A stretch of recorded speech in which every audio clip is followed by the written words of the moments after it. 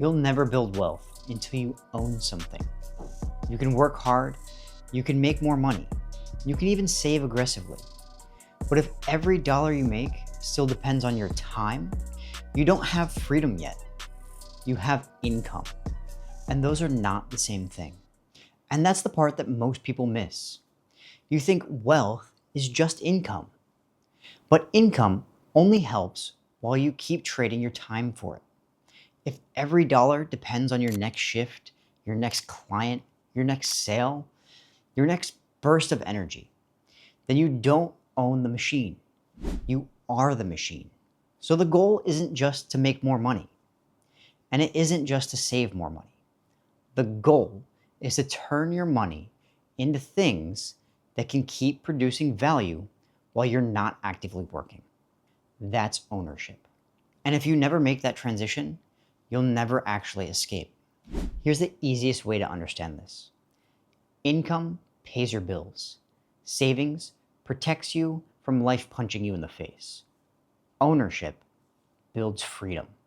And these are not the same thing.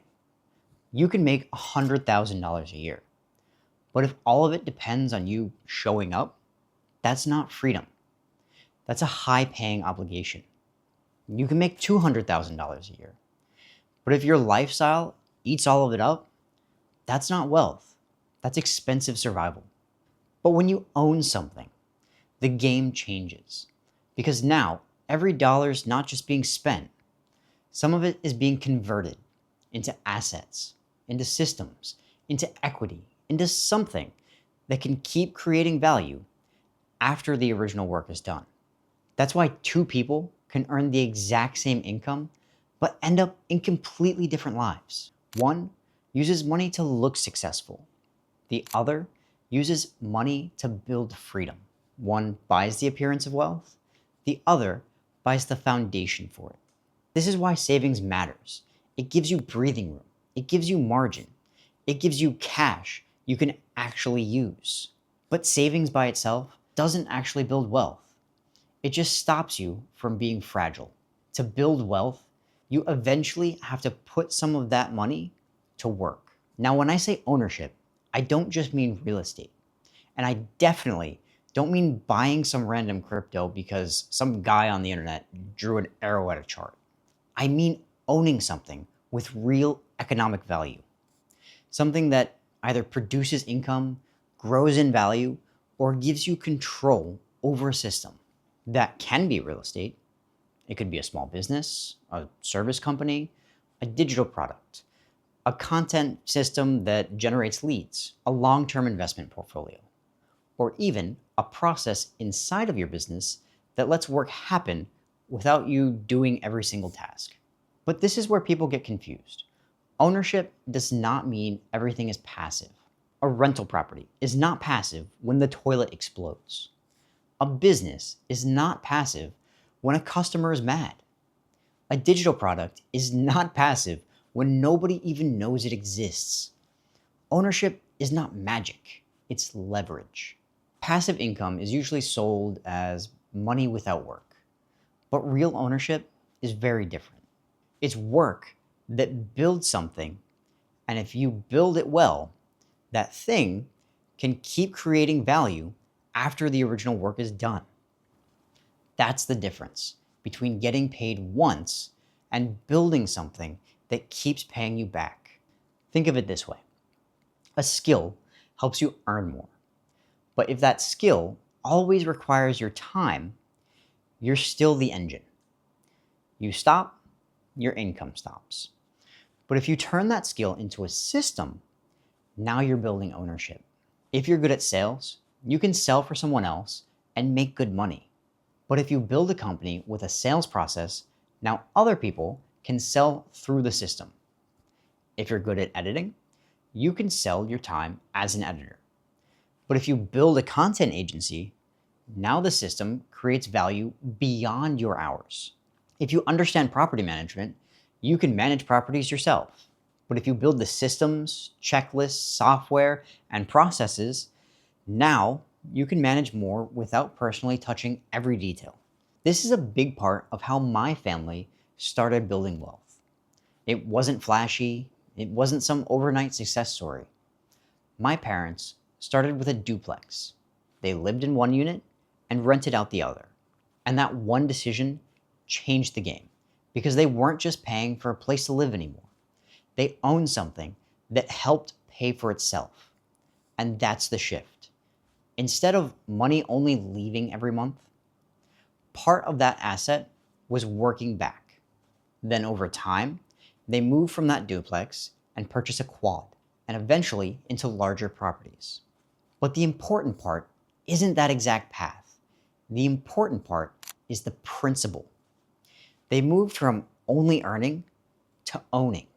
And this is why I don't like when people make wealth sound mysterious. It's not that every step is easy. It's not that there's no risk. But the core idea is simple. You earn money, you keep part of it, then you use that money left over to buy or build things that can eventually work without every dollar coming from your direct labor. So if ownership is that important, why don't more people do it? First, ownership is slower at the beginning. A paycheck feels immediate. A side hustle feels immediate. A nice purchase feels immediate. But building an asset, that can feel painfully boring. But boring is where a lot of wealth gets built. Not because boring is cool. It's not. That's why it's called boring. But because boring systems are usually repeatable. And repeatable systems are what scale. Second, ownership forces you to think longer term. And most people are stuck trying to survive this month. So when extra money appears, it gets consumed immediately. Not because people are stupid, but because nobody taught them to protect their breathing room.